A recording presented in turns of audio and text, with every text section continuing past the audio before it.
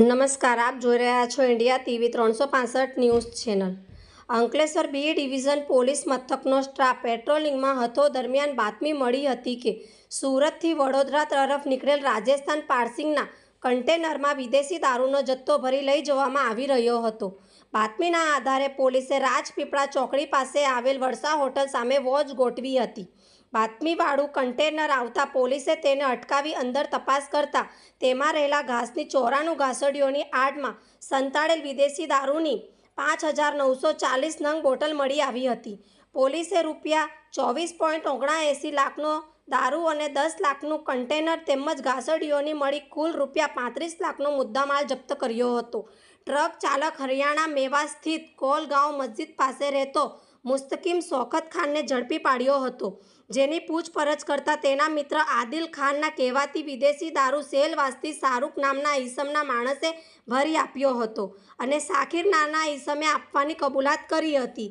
એક પેટી પર દારૂની ખેપ બદલ શાહરૂખ 300 રૂપિયા આપવાનો હતો। પોલીસે હરિયાણાના શાહરૂખ, આદિલ ખાન, શાકીર સહિત 4 આરોપીઓને વોન્ટેડ જાહેર કરી આગળની કાર્યવાહી હાથ ધરી છે। જોતા રહો ઇન્ડિયા ટીવી 365 ન્યૂઝ ચેનલ।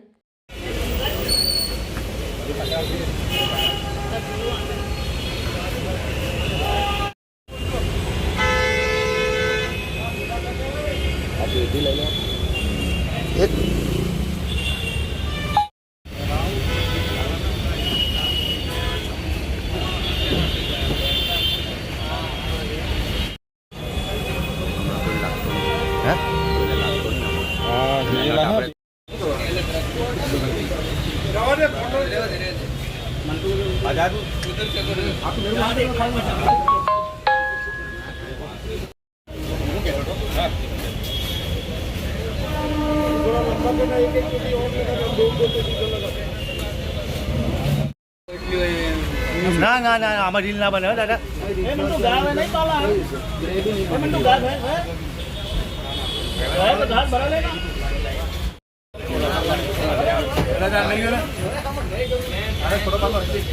કંડક્ટરમાં